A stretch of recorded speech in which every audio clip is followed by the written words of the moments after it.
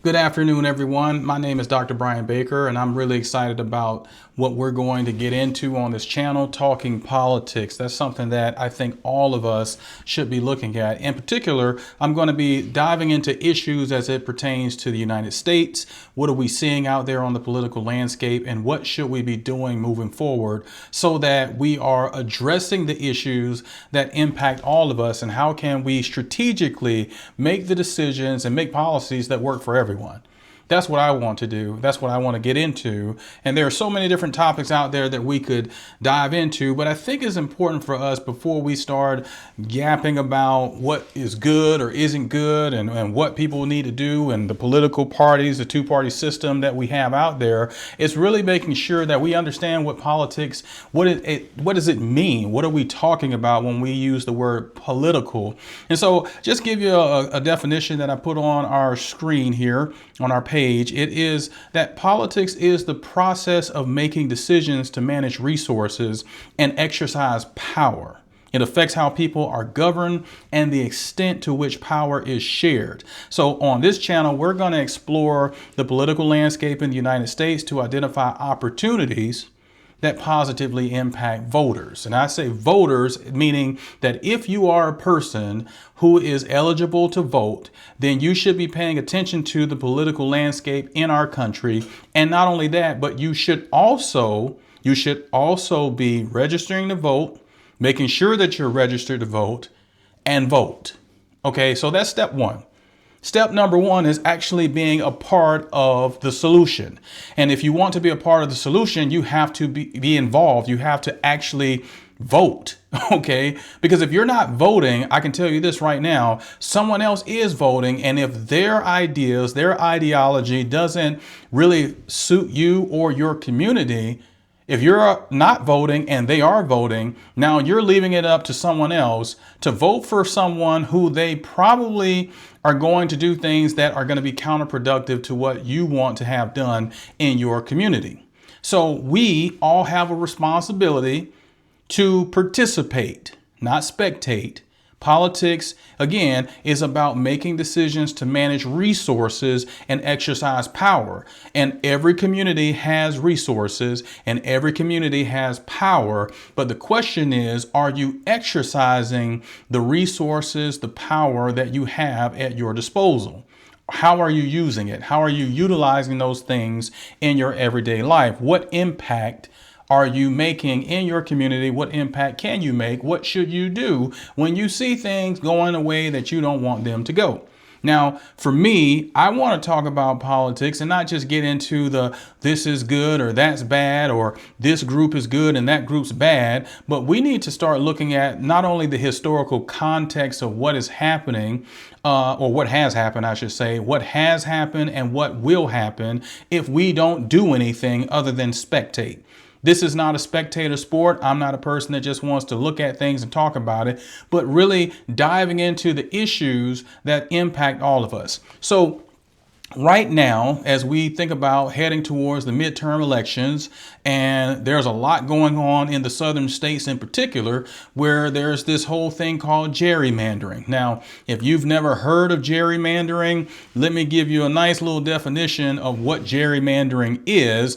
And to put it nicely, it is manipulations. It is the manipulation of an electoral constituency's boundaries. So it favors one party or class. Now that's a definition. I didn't come up with that, but if you look out there, you will find that manipulation of an electoral constituency's boundaries so as to favor one party or class. Now, I don't know about you, but that doesn't seem very democratic. Doesn't seem very democratic if one group, one party, one demographic is trying to do everything possible to see to it that the districts, the lines for when we think about the U.S. Congress, the congressional districts, that they are made in a way so that it favors one group. That's not the way it should be. The real reality is this, is that if we want to have a true democracy, a true multicultural democracy where the people are electing the representatives of their choice, then we got to do away with this whole thing called gerrymandering. Okay, and I'm talking about that whether it be in what we would call blue states or red states. There should be a federal law that says that this gerrymandering stuff, it needs to come to an end and that it is unlawful. Because now when you get into a situation where groups are trying to manipulate the districts so that it splits up certain groups, certain communities, so that it dilutes their voting power, right? Dilutes their voting power so that it makes it more difficult for certain people to have representation. I don't see how that benefits anyone. It doesn't benefit anyone when they are always able to vote, but then their vote doesn't really matter much when people are being elected into positions and they're not going to take those constituents' concerns into consideration. That's not good for any of us. So when we start thinking about heading towards the midterm elections, what is the thing that can overcome gerrymandering? That's the question that I want to present. And on this channel, I'm going to start asking questions that need to get us to think about, well, how do we overcome issues that we're seeing that's a problem? And the first question really is around, well, what can we do? Gerrymandering, when you think about at the state level, so these state houses, state senate, so you have your state government who they have the ability to draw these district maps, these lines where they're going to make certain districts one thing and another thing. So for example, in Florida, my home state, in Florida, there's 28 congressional seats. 20 of those seats currently are held by Republicans, 8 are held by Democrats. And if you've been paying any attention to the news, recently the governor, Ron DeSantis, tried to do some funny stuff, I would say, by going ahead and trying to have it where they're going to redraw the maps. Few years after they already drew the maps, going to redraw the maps so that they can try to pick up 4 additional seats so that then there's 24 Republicans represented in Congress from the state of Florida and only 4 Democrats. Now, the last time I checked, I could be wrong, but I'm not. Last time I checked, there are a lot of people in Florida who are not Republicans. Okay, so when we think about how many people are actually registered in the state of Florida, for example, and what does that look like when you think about, okay, currently as it stands, and I'm just using a few numbers here, and this is the most recent report that I have from February of this year. So there are 5,535,837 registered voters who are registered as Republicans. In the state of Florida, there are also 4,048,551 people registered as Democrats. Now, the caveat is this: there are 3.3 million people that are registered as having no party affiliation, meaning they're independents. Okay. So this idea, and then you have 471,000 of people that are in parties that are not like Republican or Democrat. So let's just think about that for a minute. While the Republican registration is higher than the Democratic registration, just because there's more people registered as Republicans in the state of Florida doesn't necessarily mean that all of these other people, Democrats and the independents, no party affiliation folks, that they're just going to vote Republican if you change the lines. This idea that if we just change the maps a little bit, that somehow that gives us more of an advantage, well, that may not necessarily be the case. And so this idea of gerrymandering might backfire on the Republicans who are trying to do that, but we shall see come November with these midterm elections. But the thing about gerrymandering is this: if people want to try to gerrymander different places around the state and around the country, at the end of the day, you don't control how people vote. And so that's what I want to get into on this channel is, well, what do we want to be voting for? Because they can change lines, but they can't change my autonomy, my ability to choose someone that I believe is going to represent my best interests.